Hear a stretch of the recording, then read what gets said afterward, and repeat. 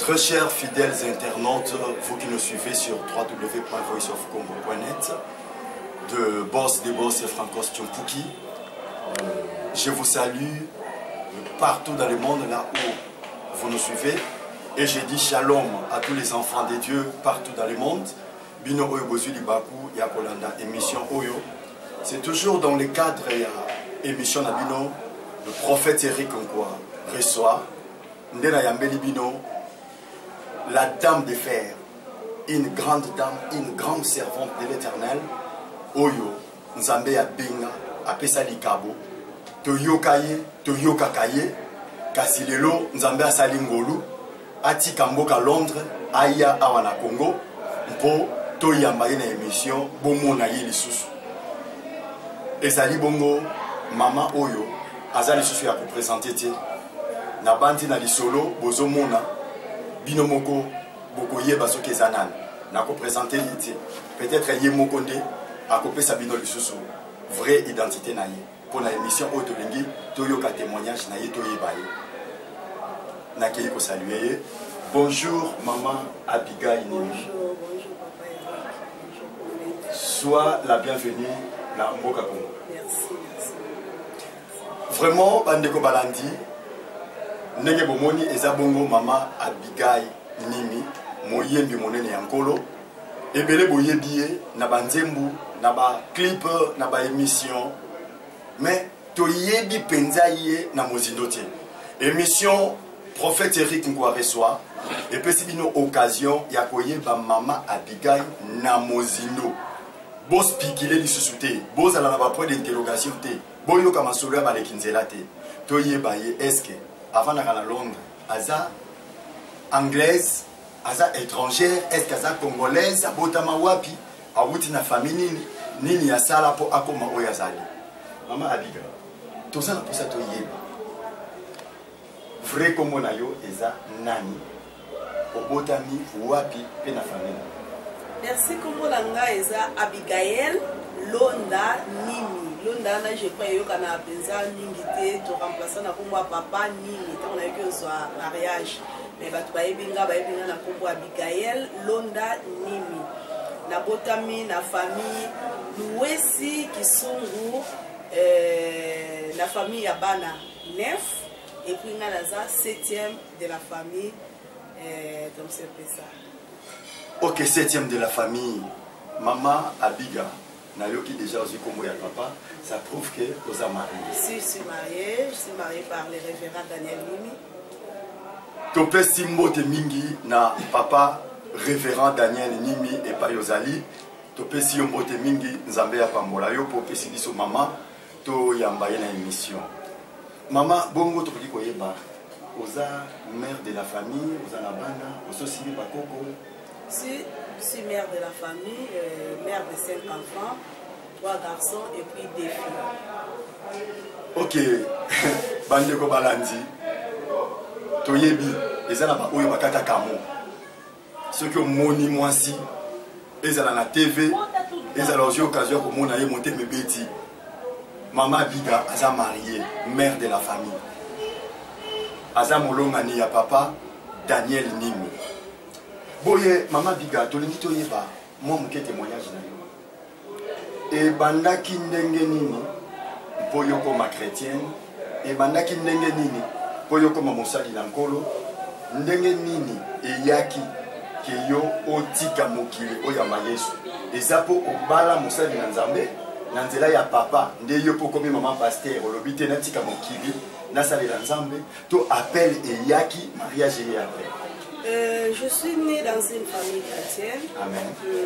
Quand je grandissais à l'âge de 7 ans, papa n'a déjà créé l'église protestante, donc c'est Bezo. Et comment les autres c'est Bego. Maman n'a zaki japonaise kuna na Sebeko masina Petro Congo.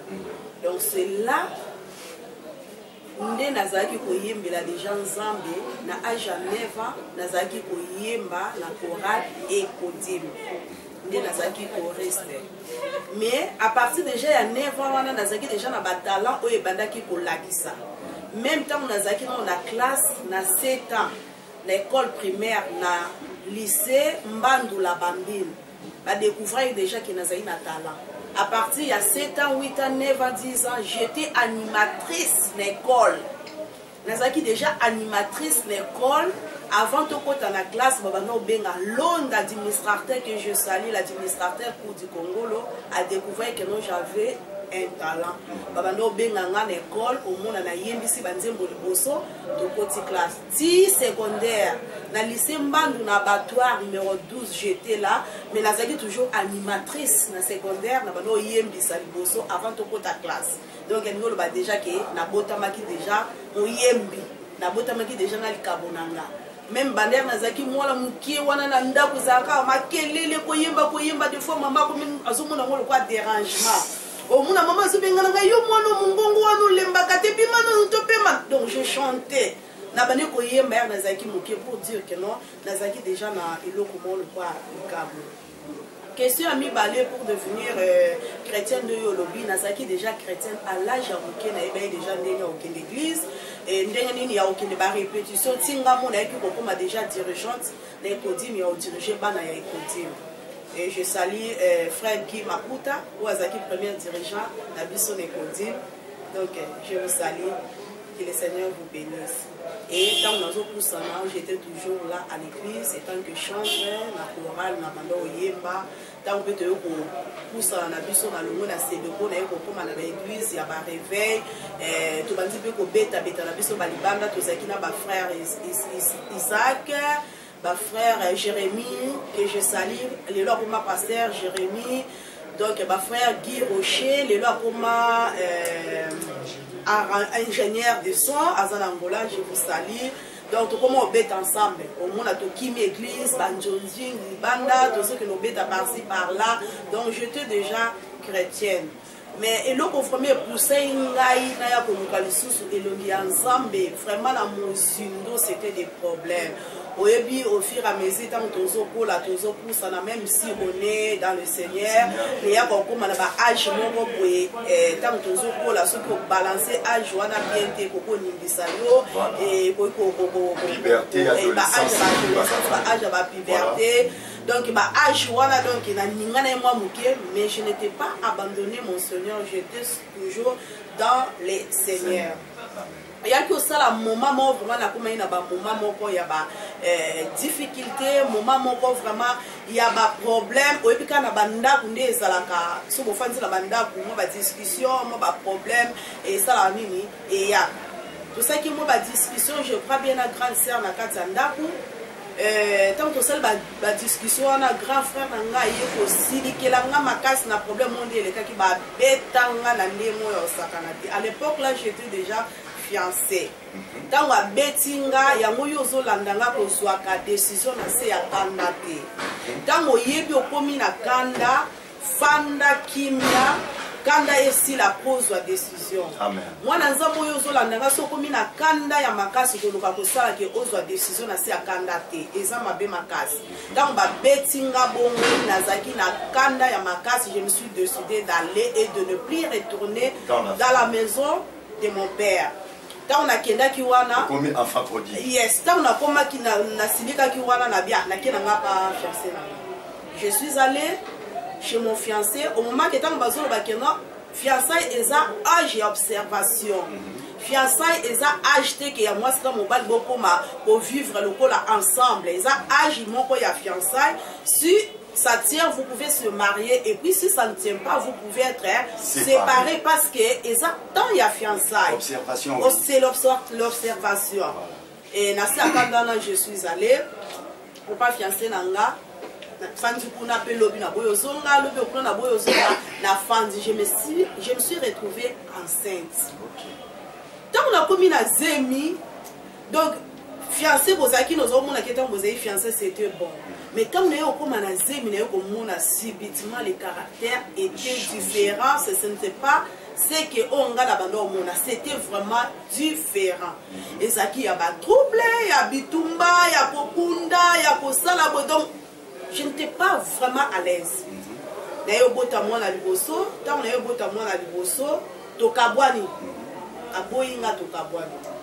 Je suis retournée encore à la maison de mon père. Avec ton enfant. Avec mon enfant. Lui est parti, je ne savais même pas à Kendewa. Et si quand on a avoir déjà un enfant et comme déjà, tu vois, et balancer déjà comme au raisonner maintenant là, au balosa ni ne pas moi qu'est-ce que tu vas faire pour établir l'enfant tout là, ce n'était pas facile. J'étais là comme je suis couturière, j'étais à l'atelier, en train de coudre les habits, tout là. Et après 2 ans, je crois, il s'est retourné encore le monsieur, que je ne peux pas citer le nom de mon ex, ce n'est pas vraiment du tout important. Et ce n'est pas vraiment important. Après 2 ans, il s'est retourné, il se soit looking à autre zone. Mais avec la crainte de dire que moi j'avais, j'étais vraiment fidèle derrière lui. D'abord, moi dans ma vie, je me disais que non, aucun jour n'a pas moi, tata et puis tata. Quand on a mon qui a eu à Zongi, on a posé avec tout ça, on a zongi quand même monté ma fille étant que mère de l'enfant.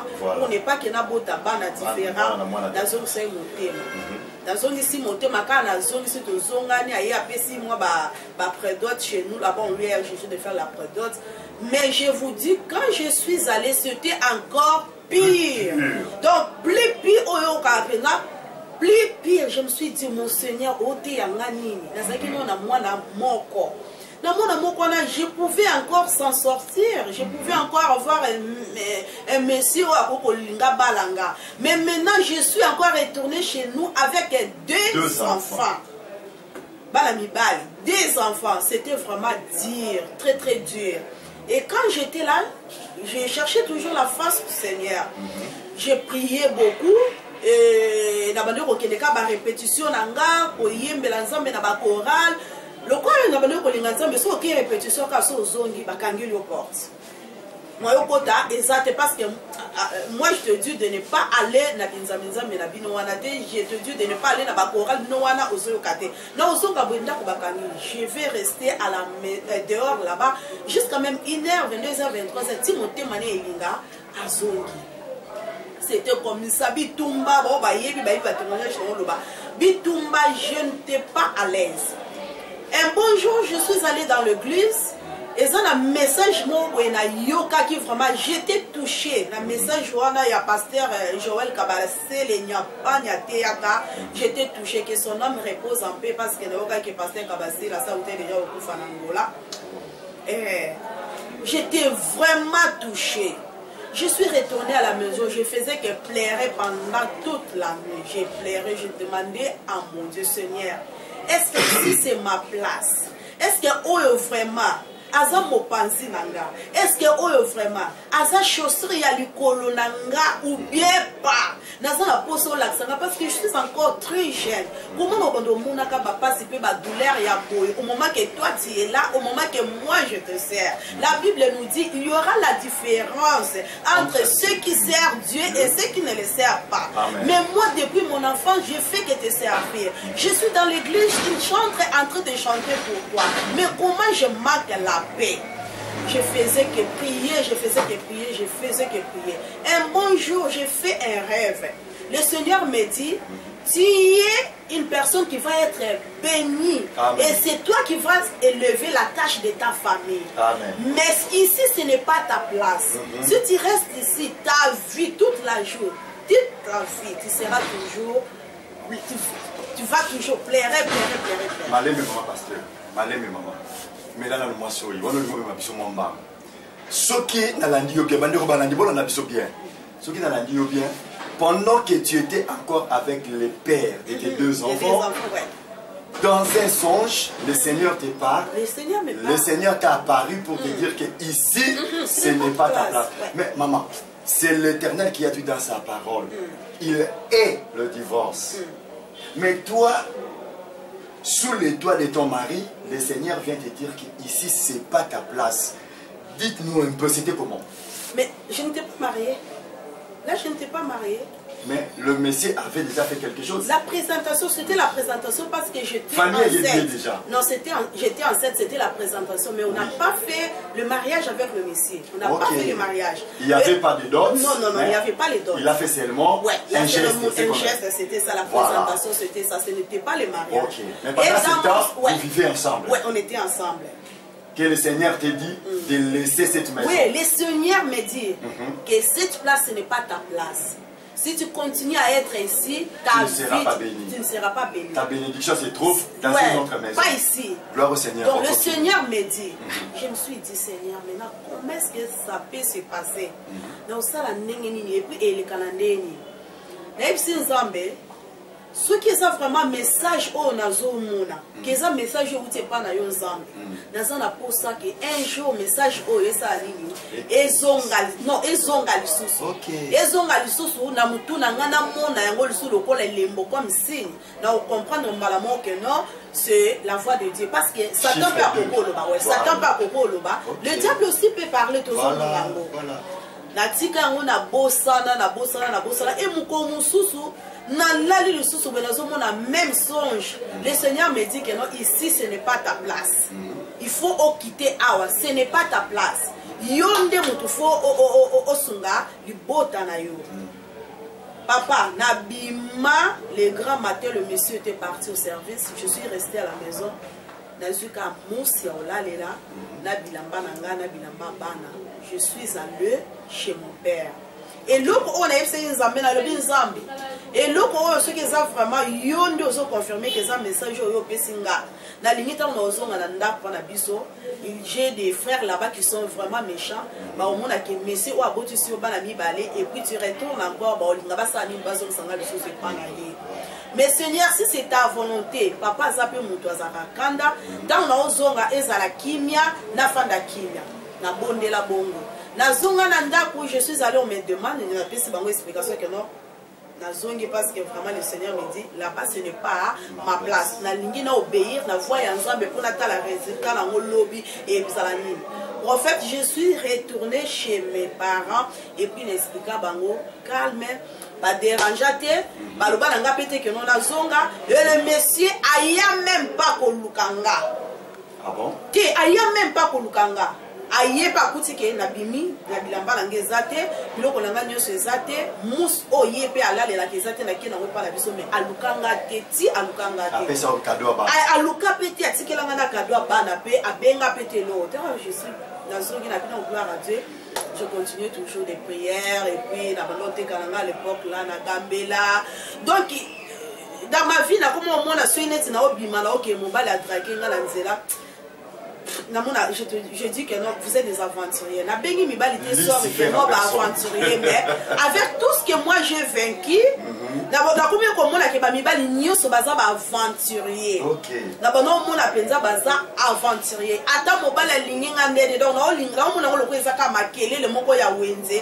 un aventurier. Et mes bien-aimés, j'avais des enfants. Mais quand on a eu des décisions, Nazali n'attendait que na landa ba caméra de belé tout ba nosala du n'importe quoi. Nazui na mi pesi discipline moko incroyable. Na mi zongi si mobimba na si makolo ya Nzambe puis na mi se protéger lokola moseka. Amen. Na mi protéger lokola moseka moi so ayebi nanu moi si nzoto ya mobalité. Na fande bo pona bando ko luka ke non Nzambe nanga asala pe a visiter ngana koma un sujet ya témoignage lobi pona baninga o ba bando landanga. Amen. Et où mel pe na fanda nanga pendant il y a 2 ans 2 ans et demi. Un jour grande sœur nanga Kibadashi Azaki une église parce que bando ensemble là na armée de la victoire et pas pasteur Joël Kabasele bazaki na séminaire après singa invitation à l'époque là na za fanda na mbinza papa pale kinanga na yakinde ko visiter bango après singa invitation habito na séminaire bongo ya bobu ngapi na nécessité yango mais bien aimé yozo la ndanga place nyo surtout ezala ke bapesi yo papier makambo ya Nzambe bapesi yo invitation ya croisade ya séminaire ya convention moko ezo sala ma place songolo mpakala en tout cas zoka ngo ko bwaka te kendaka ko répondre na invitation na parce que yebite invitation na ko memelo li pamboli na sima. Amen. Na sima nzela pe na kei na place ya séminaire wana na moni pe c'était plein batu bazo yemba lokola moyembi place nyonso to azaka na mukusaka ya oyemba. Yeah, par na fandi ka je te dis bomba mangate na suka papier na komi ser londa aza na posa ayembela nzambe napesi protocole ake nango liboso namonaka pe pasteur abengi ser londa leka liboso oyembela nzambe. Je suis passé devant na yembi na anime makasi. Pardon maman okende mbango te oleki oyembi oza lisusu na likanisi ya nzembo oyo oyembaka salela biso ata mwa morceau bato bazoyoka ozoloba bayoka mpe na mongongo oyo nayembaka à l'époque c'était quoi Saint-Esprit zongisa nzembo wana s'il vous plaît Saint-Esprit zongisa moto bisaleli ya banzimi na lelo na lingomba ntango nyonso azangi te na misala na nzambe bibilia na maboko kombo ya nzambe na monoko kasi mitema epola monani mbuma mabe songisongi epai akopanza lingomba ya masiya akopanza lingomba ya masiya ondimi kameleon tala ye na lingomba akoseni boyenge beni tala ye na quartier okeseni te na bapagano bandoki koboma bato na butu mokolo na yenga komi mondimi tala misala na nzambe sili kobeba pote basali mabe baleki. Amen. Sous les acclamations.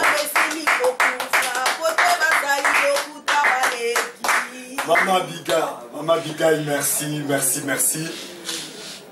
Bandeko balandi, bandeko internautes, na bandi commentaire ezate, boyoki ki bozali boso ya moyembi na nkolo oyo boyoka ko ebolandaka na ba télévision Maman Abigail Nim.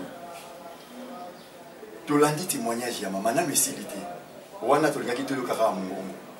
Nzembo oyo bapesi ya lukasa ya invitation. Ndenge toti ko kabola ba lukasa ya invitation ya révérend Jean-Pierre Mkwakaniki Onton na église ya Mont Carmel na communauté ménonite de Kinshasa. Yonde ko zwaka lukasa ya invitation. Otali olobi ba aventurier oyo bazana posa ko liambongo. Oki obuaki mususu azio amwake na toilette bolimbisanga. Mususu moni affiche na ozota la tête que affiche wala bimisa ki mbongo pour ba concevoir pour ba imprimer mais yo kati affiche na mire ozo benga basala nzabe ba aventurier ozo rater ba opportunité yo ka témoignage à maman nanga azu invitation yebiso ya yebité pasteur ya yebité accueilli lokola likaboza ayembi landa siko suite au monde à makamoni ne fungwa makika kana invitation ya kendaki maman malobese pana mais bien aimé na kewana na yembi ta on a yembi nzembo pasteur Aster na si ba beti maboko non la chanson était vraiment touchante. Donc ba sepel la ki makas et moté yo ya salaki na jour wala pona oté na séminaire wala c'était les révérends Daniel Nimi. Oh gloire au Seigneur. C'était les révérends Daniel Nimi. Or étant on a yemba ki penzembo na place ya fataki ba cher de papa Nimi. Bandote parmi ces places. Ba cher de poule. L'état de l'éternel, je te dis. Maman continue. Ma chair de poule les autres, parce qu'on des attaques église Sili, kopé ça la bambote. Quand ce qu'on a zaki n'a pressé et puis je n'avais pas l'idée. N'a zéro bima pressé déjà c'est la comme la porte. Mon cap référent Daniel Ayemba. Ma sœur, mon pisse n'a mbote. T'es eu tout vraiment. Aux amis, mon gars qui toque au boulot, kopé ça tout mbote. Tout ce qui est d'abord, on a bien soeur et pasteur Naïba été. Naï n'a pas si mbote. Abi n'a combo naï n'a epsi et combo. Abi au fond d'avoir un gars n'a fan tika na balabala wa. Oh, na balabala on a numéro combien n'a epsi numéro 9 abi non. Ngana ebi sœur au fond dans numéro 9 voilà c'est la sœur Nelly to semble l'année ah. Naïb c'est ma grande sœur ngana landai na simalu wow. Mais yo zala wana tenga bitena zala wana tena zala na mbinza et papa leki nanga mena yakinde yango apesi nga invitation poto na ya ko répondre abi nanga ah oza voix kitoko nzamba bambolo est-ce que on peut se pela mokolo mona peso nzembo moko boye poto répéter to yemba ensemble ata dimanche moko nga problème ezate mais mokolo ta ekozwama toko répéter pour na salaka na tongaka quelque part na bima tongo na yaka ozongaka ko abi nanga te to mona na oya oluko comme ça toko sala programme wana yesu azobongisa déjà makambo moko na 600 de sa et umeli na ngope ngape na zata na idée te na mona yepete loko te umeli muko mususu ka boye tokuta lisusu na nzela binanga mama na koma koleka na baba na bino nyonso ka pona mona mais na mona kata yo te mais le long de tokuta ni en tout cas na koti kote tokende kapa na biso mona ndako poto sala programme ya répétition ngabi mais nazokende nde naza na retard supplier nga mwa moke na kepe pa na bango wana kokota ka tozokota pa na bango boye mbala mopona bango basutu ki babanzi okamwa babine mama bongo abengi ye nono mopanzi abi mwasi wana lisusu yo ozwi ye lisusu alobi ne sikoyo na kiyombe babokilo na nga baza bayombe alobi ne na kiyombe abi na ye papi keba na basi ya pembe ndenge wana alobi na ye keba na basi ya pembe ndenge wana mwasi ozongalangala bongo fo keba pena na mwasi ya pembe ndenge abi mama aza serka ye église wana papa eki koyebisa nga après donc tokomi mpe tofandi apesi nga programme ya mokolo toya ebongo tosala répétition ale na ye mpe okende apesa ye nga mardi yango mpe na ye tosali répétition mpe na ye dimanche nango nazali oblige okeka na église na bango mpo toyemba nzembo wana tokei dimanche na église totelemi toyemba nzembo biso na ye eningisa lisusu église ya osakana te couple Daniel eningisa koma église ya osakana te bo tosongi na biso ebebla okontinue kabengi nga mpe torepete un moment boye ayebisi nga ser Londa le Seigneur me met au cœur na bala nayebisi papa tika bavanti okokobala nga te nayebisi eka bunu nabine tika bavanti okokobala nga ta biko na okokobala ote na ndenge na bi papa yo ndenge oza jeune oza tana mwana moko te et puis ozomona na très jeune d'ailleurs nga naza déjà na bala mibale eza vraiment pratiquement impossible nga nde nakomi na bala mibale nakomi kosatendre kaka mobali moko mpe aza na bala aye abali nga tosangani mais ke koma ke ndenge yo za jeune boye puis epa na bino nde namoneli bino lisusu bayombe biso bato bandundu esimba jamais mpo bayombe baolinga jamais obala moto abandundu bino bakongo bayombe bobala na bino esimba te alors tikaka biloko wana na sisi na bino en tout cas je n'ai pas le temps wana okoka te nakenda na papa nakenda et puis olie na ya tosala na ye liso répétition na okakanda mbala moko na évite libela na poma mona ke frère ayaki pembeni na nga mpo na profit azalaki na posa toyemba te c'était par intérêt tokabwana sikoyo na église lokola na mikotisa epenza na kangama une église wana parce que vraiment il y avait la parole mokomo bapesaki programme ya okota 3 jours à sec ya retraite na konti église na tokota ngo na se ya Angile kuna na pasteur Pierre Waku que je salue, que le Seigneur vous bénisse, na pasteur Tété na pasteur Poutou pasteur Rose akoma lelo na Hollande bato ebele tokota retraite wana na retraite wana tokota tozokonde la sujet église mais moi je priais ka ke nzamba talisanga nani ne mobali nanga Seigneur Jésus vi nanga yesuka wapi pona za na posa na bala na otika la boete na bana boye la kisanga et puis frère o ayaki ke o bala nga nzambe za na volonté na yo mais bien aimé bino bozo bala na sentiment yo ça sur mobali ayi ondimino kaka yes moza na ta olukelo nzambe te po tuna volonté nzambe ce que za yango ou pas c'est archi faux et tant que chrétien bien chrétien la vie na biso et loko nyonso yo lingo ça il faut premièrement contacter Yesu Masia ndi aza ba directive ya vie na biso yende akopesa ba direction j'ai prié na priya ata ndoto ate loko na kati ya retraite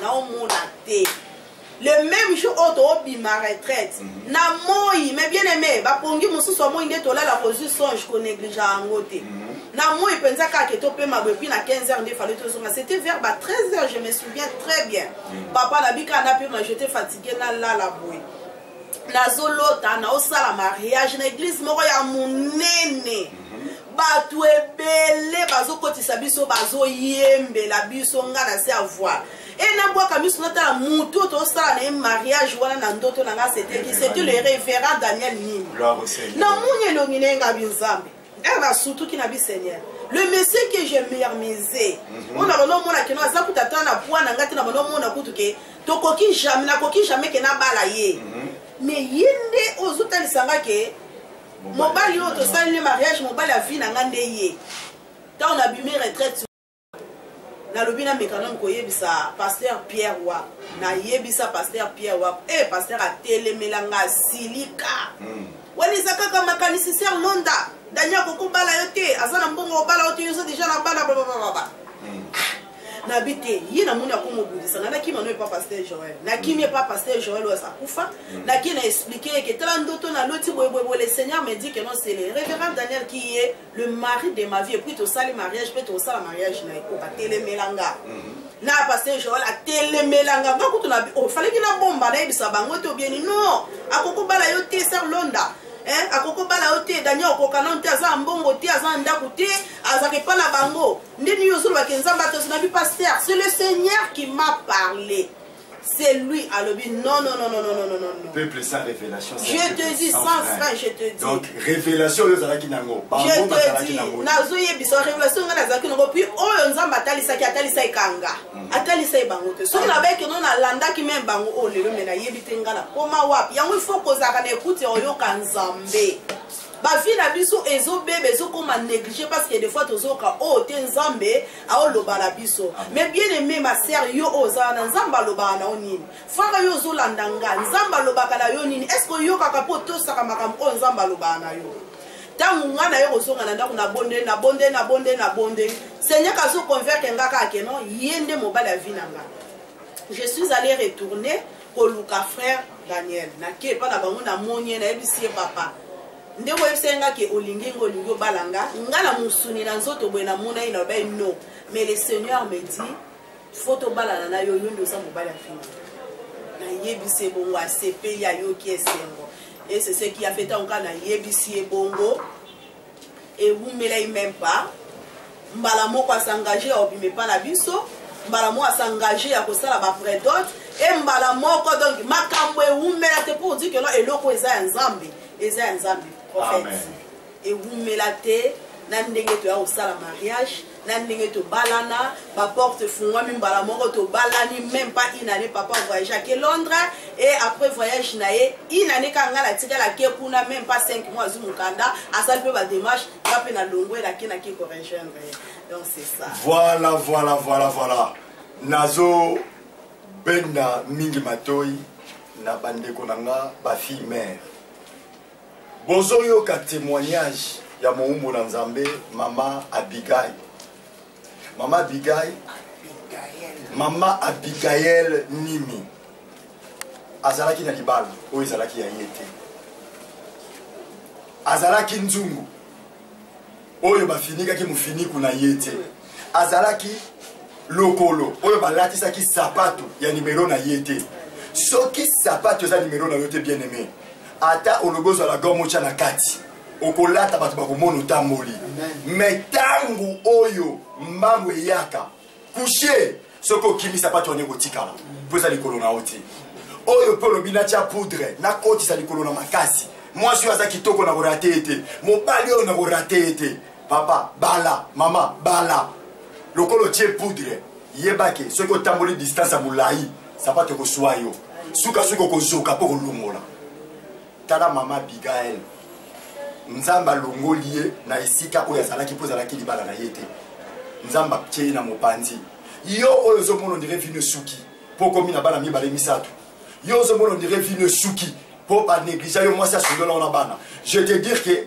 il y a un Dieu yo lukaka nzambe ndenge mama Abigail alukaki ye kota la profondeur ya makambo nzambe abandonné luka nzambe na fina yo bien aimé nzambe osekisa yo lelo mama Abigail avandi na poto libala oyo ba pasteur etala kokanisa te pasteur kaka ndefa loba na yo oyo nzambe alinga salela yo Dieu peut te parler sans parler à ton pasteur et sa relation ya yo na nzambe soki mama talaki ba pasteur nde patika libala oyo mais lokola azalaki na kondima mpe confiance en nzambe na ye voilà oyo nzambe asaleli ye mama Abigail lelo yo na ndako ya libala okoti lisusu lokola mama pasteur otali mokumba ya bampate te mais ondimi kozwa lisusu mokumba ya musique est-ce que et déranger te mokumba na yo ya kosoutenir ministère ya papa Daniel na mokumba oyo zwi ya mibale ya musique koyembela nzambe baconcert bavoyage musical eza ndenge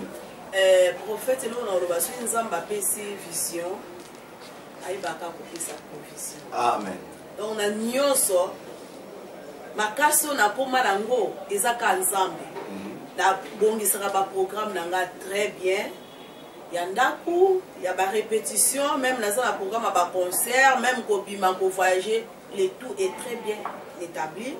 Dans l'église ensemble, nous sommes là, nous sommes dans l'église en Europe, nous avons encadré l'église Beraka.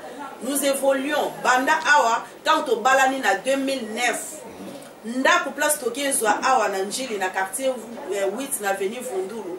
Le même jour, en 1999, tant que le Seigneur m'a parlé que Awande Bozo Banda Evre Nanga. Amen. Après un mois de mariage, to Banda Evre Nanjili, dans le quartier 8, l'église c'est jusqu'à aujourd'hui.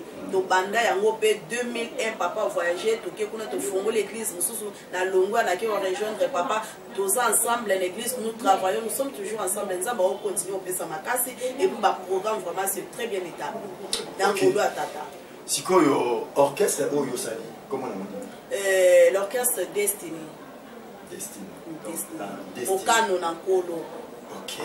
Donc, pour ça, la Mokano Nankolo, le quoi abisso, on a 5 ans, bâtiment de ça, Mokano Naye, partout aller prêcher la parole de Dieu. Lingito, Maman Abigail plutôt, to Lingito Yeba. Est-ce que vous avez déjà un album na marché? Est-ce que album exemple court to Yeah, tout ça déjà dans l'album, oui, ils sont déjà sur le marché en vente. Album Consolation, album Consolation, ils sont déjà sur le marché, mais ils sont déjà en vente. Et pas à Kin Express, nous sommes à Poussanago, à Poutango, na Petro Congo en face à Babylone, nous sommes à Poussanago, au Monango, na Victoire, na Studio Smart TV, et pas à Maria, Honorable Maria Makukula. Donc, la série à Maman Abigail, le DVD, et ça, combien de titres? Et ça, 9 titres. Congo, na 9 titres. Donc, Senga, Maman Abigail, na Bandeko, il y a orchestre au Bazako accompagné à Wana Kinshasa. Ceux qui beaucoup sali la biso a capella, à taille des chansons. Vous savez, la biso, des chansons. On a la qui s'en mon chef Natala. Il y a l'olé Fungwama et puis l'olé Fungwama. Voilà, moi l'olé Fungwama, la monnaie l'olé Yesu. Ceux qui te reconnaissent les chansons. Très chers internautes, Natiki Bino, Bolanda, Mama Abigail, Nimi, Elongo, na orchestre Naye, destiné, il y a Awana Kinshasa, Baye Melabiso, Lola et Fungwama, et puis Elonga Nanga Yesu. Suivons. Nimi.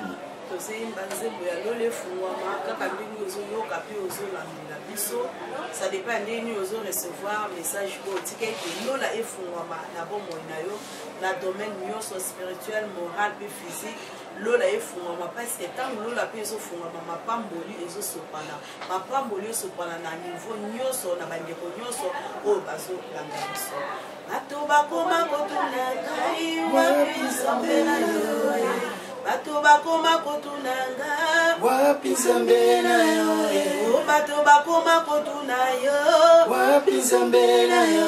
Kalo sombo tozo monarie o asala biso tomona. Kalo sombo ozo monarie o asala biso tomona. Komi konuna libale zate o wapi Nzambe na yo. Komi konuna libale zate o asala biso tomona. Kaina leli na lebi Elikia nanga isena yo pona ebi ete oza moto te po yo kosa oyo olakanga suka se ekokisama o natingami na yo ngai natingami na yo. Mama bato bakoma kotuna yo wapi Nzambe na yo. Bato bakoma kotuna ngai wapi Nzambe na yo. na libala mabote za te o asala biso tomona. Mebele wapi mosala wapi Nzambe na yo. maladi chronique elobiko ezate o moto yango na ya mokanda te o wapi Nzambe na yo. etike ya pamba na mokili nani asunganga. Mebele wapi mosala ango maladi chronique elobiko ezate o moto yango na ya mokanda te o etike ya pamba na mokili nani asunganga nalelie lole fungama, lole fungama, lole fungama, lole fungama, lelo yo. Lole fungama, lole fungama, lole fungama, lole fungama. Oh, lole fungama na Congo, lole fungama, lole fungama, lole fungama, lelo yo. Lole fungama, lole fungama, lole fungama, lole fungama. Oh, asalelinga, Asalelinga, asalelinga, oh, asalelinga. Oyo mokili ekoka kite, oh, Asalelinga, abalisinga, abalisinga, abalisinga, oh, abalisinga, apambolinga, apambolinga, alongisinga, alongisinga, aslongisinga, oh, alongisinga. Oyo mokili ekoka kite, oh, asalelinga. Oyo baboti bakoka ki osala te, Asalelinga. balanga lukaki lelo Yesu apesinga, oh, balanga lukaki lelo Yesu apesinga, oh, kosalanga lukaki nakomi mpe kosala, Asalelinga. maladie chronique esili nyonso, Asalelinga. lelo lobi mibembo pamba pasa, nazwi mpe valeur okati ya bato, asalelinga, asalelinga, Asalelinga. Yesu eza na kati ya album Consolation. Elonga na ngai Yesu eza deuxième chanson na biso yango tozoyembela Nzambe. Elonga na ngai Yesu makasi na ngai Yesu nakobika na ngai na Yesu nakofanda na ngai na Yesu esengo na ngai Yesu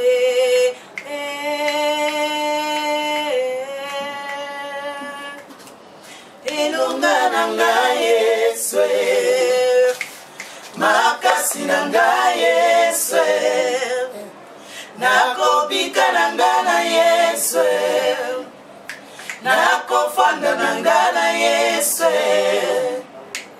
esengo na ngai Yesu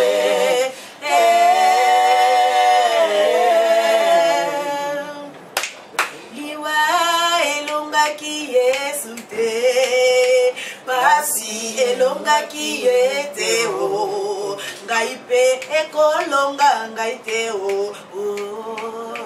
natangwa minyoko elongaki yo bote kati na kozanga abwakaki likya te ngai yoyo ngai pe ekolonga ngai te o ekolonga ngai te o elonga na ngai Yesu makasi na ngai Yesu nakobika na ngai na Yesu nakofanda na ngai na Yesu esengo na ngai Yesu Samson liboso bafilistia alongaki etumba ye po makasi na ye fandaki na suki Yesu yo nde suki ya moto na ngai nakolonga liboso ya bangunya na ngai nawede mpe lokola liboso ya Goliate alongaki etumba ye ata bangomba molai ye lokola Goliate nakokoma kaka kino na suka ye mpona za molongi ye elonga na ngai Yesu ata bitumba ye makasi ekolanga ata na mbeto hopitale nakobika na ngai na Yesu nafanda na yo nzambo yo nakofanda na ngai na Yesu mpona sepela na yo mokonzi ye esengo na ngai Yesu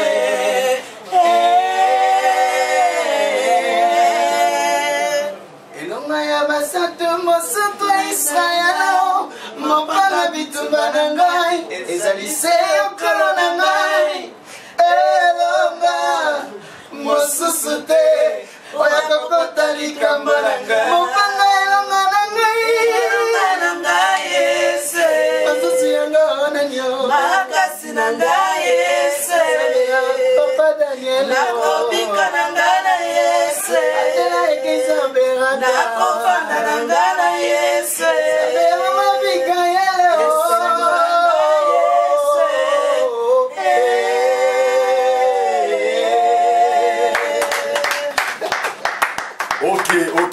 Ok. Bouti kolanda. Banzembu kitoko ya mama Abigail. Mama Abigail, tangu o zwaki likanisi ya ko composer nzembu oyo. Elonga na ngai Yesu. Inspiration wana na yoki maloba moko ya kilo na kati. Na lukaki libala, obalisinga, opesinga mabota, ba voyage efungwami, vie échanger. Mama, nalingi na yeba makanisi wana inspiration wana ozwaki ya mondenge.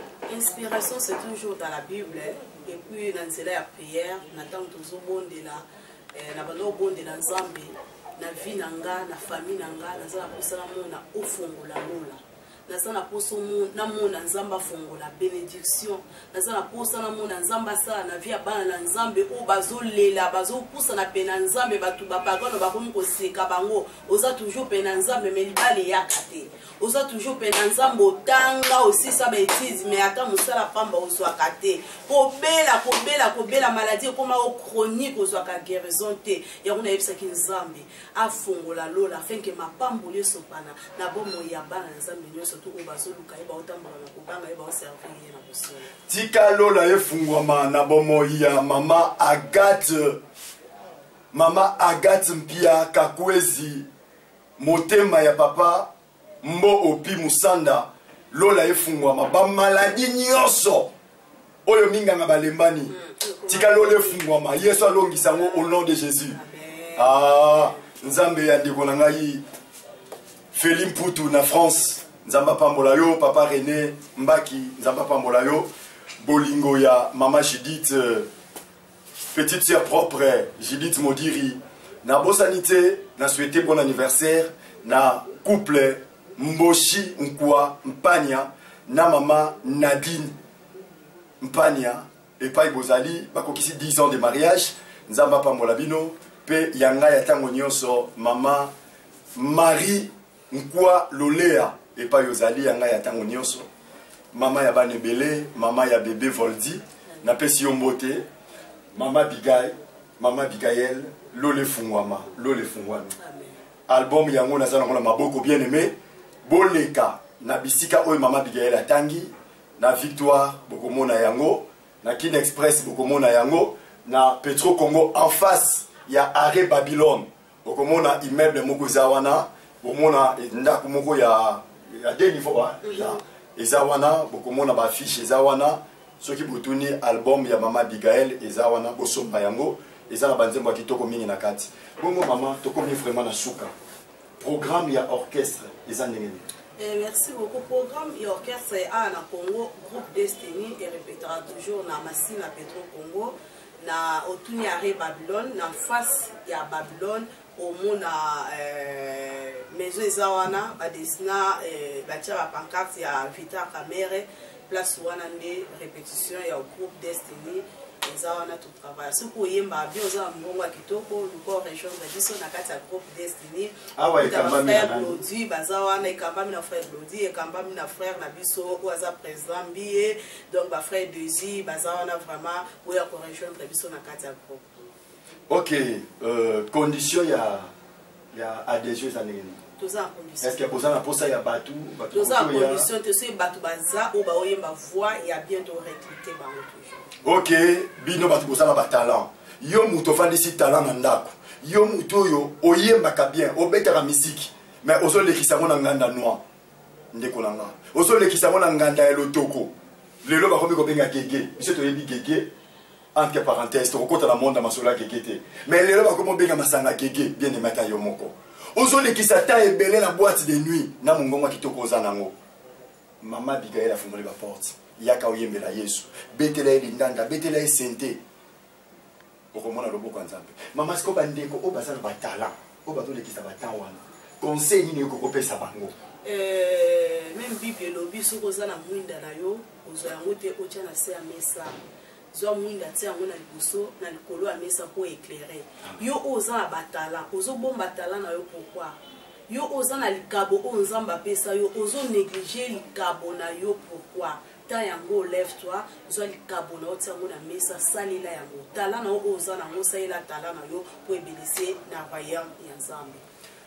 Merci, merci, merci. Nous sommes vraiment arrivés à la fin de notre émission. Mais toko clore émission T sans que to pesa tangu na mama Abigail apesa mbote na ba oyo ya ye ya motema na ebike bana batikali na poto église etikali na poto apesa pe moi babengi mo libanga esa la mama mbote pele na bande konyo surtout Alexis Tade Ofanda on olanda émission oyo vraiment oza béni tikete nzamba pambola yo lolenza vraiment ya ofungwama na bomo ina yo et puis na pesi église Beraka bambote belé pa bozwami la pesi ba na Nzambe Dieu surtout vraiment bambote belé sans oublier Clarisse Vangu ou a soutenir toujours maman Abigail sans oublier maman la biso Magui Kitoko na Londres ou albek non maman Abi yo kende mena osa eloka perique moko ya mystique pour que c'est la musala en polo vraiment ticket business non maman Magui Kitoko et kende vraiment liboso lola ezala ya ofongwama sans oublier les révérends Daniel Nimi ou aza toujours liboso pour nous orienter voici na ya kende liboso je t'aime beaucoup mon bébé chéri. Bisous, bisous. Donc, na pesi bana nyo surtout bambote belé tikete nzamba pambola bino. Na pesi frère Glody ba bisous belé, na pesi frère Mbi et Stéphane ba bisous belé, na pesi frère Désir et puis groupe nyo so ya Destiny bambote belé nzambe apambola bino.